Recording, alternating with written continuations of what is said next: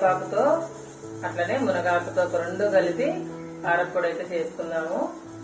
వాటికి కావాల్సినవి అయితే ముందుగా ఇగో ఫ్రెష్ కరివేపాకు, అలాగే మునగాకు కూడా ఫ్రెష్దే అండి.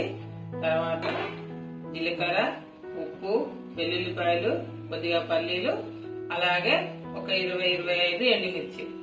కరివేపాకునైతే ఇలా శుభ్రంగా చూసుకోవాలి మనము. ముందుగా అయితే అంతా నేనైతే ముందే వీటిని కడిగి ఆరబెట్టానండి. ఇప్పుడైతే మనం కరివేపాకు ఇలా చూసుకొని మంచిగా శుభ్రం చేసుకొని పెట్టుకోవాలి. ఏమన్నా పురుగులు ఉంటే ఏమన్నా ఉంటే చూసుకోవాలి. అలాగే ఇది కూడా అండి మంచిగా శుభ్రం చేసుకుని ఇలా పెట్టుకున్న తర్వాత ఇప్పుడు వీటన్నిటిని కలిసి మనం ఎలా కారపొడి చేయాలో చూపిస్తాను. రెండు వీడియోలోకి అయితే వెళ్దాం. ముందుగా అయితే ఇలా కడాయిలో అయితే నూనె వేసుకోవాలి. వేడెక్కిన తర్వాత ఇనుపకాయలు వేయించుకోవాలండి. చాలా మంచిగా ఎగుతాయి ఇనుపకాయలు వేయించుకోవటం వల్ల. నూనె వేడెక్కిన తర్వాత ఎండుమిర్చిని అయితే వేయించుకోవాలి. మంట అయితే తగ్గించుకోవాలండి.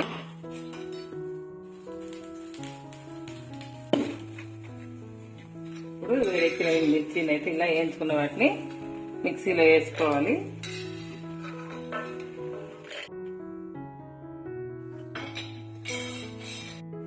ఇప్పుడు అదే కళాయిలో కరివేపాకు అయితే వేసుకోవాలి. ఇప్పుడు మునగాకు కూడా ఈ రెండింటిని కలిపి మంచిగా వేయించుకోవాలి. కొద్దిగా అయితే ఆయిల్ తక్కువ ఉంది, అందుకే నేను మళ్ళీ ఒక పావు అయితే వేసుకున్నా. ఎందుకంటే ఈ ఆకంతా మంచిగా ఆయిల్లోనే వేయాలి. మంచిగా వేసుకున్న తర్వాత దీన్ని అయితే మనం ఒక ప్లేట్లోకి అయితే తీసుకుందాము. ఇంకా పచ్చి వాసన పోయేంత వరకు అయితే ఇలా వేయించుకోవాలి. ఇప్పుడు మనం గిన్నెలోకి అయితే తీసుకుందాము.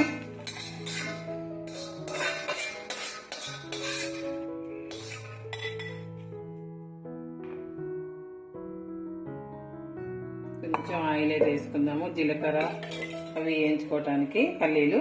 ఇప్పుడైతే ఈ పల్లీలు కూడా ఈ ఆయిల్లోనే వేయించుకోవాలి. అలాగే కొంచెం ఒక స్పూన్ జీలకర్ర కూడా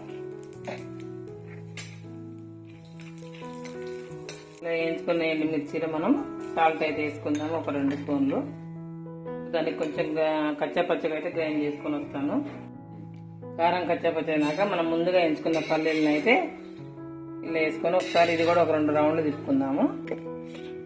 ఇలా పలుకులుగా, మరి మెత్తగా కాకుండా ఇలా కొంచెం పలుకులుగా పట్టుకోవాలి.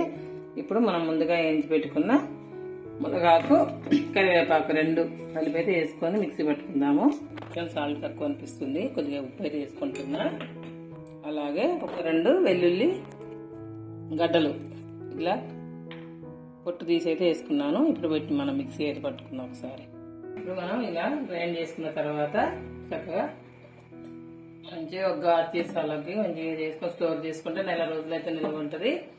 ఇడ్లీలకు కానీ దోశలకు కానీ మంచిగా రైస్లో కూడా వేసుకోవచ్చు. ఎన్నో హెల్త్ బెనిఫిట్స్ ఉన్న ఈ కరివేపాకు మునగాకు కారపొడిని అయితే ఇలా చేసుకోండి. వేడి అన్నంలో చాలా బాగుంటుంది. ఓకేనా? ఈ వీడియో కనుక మీకు నచ్చినట్లయితే లైక్ చేసి, షేర్ చేసి, సబ్స్క్రైబ్ చేయండి. Thank you friends.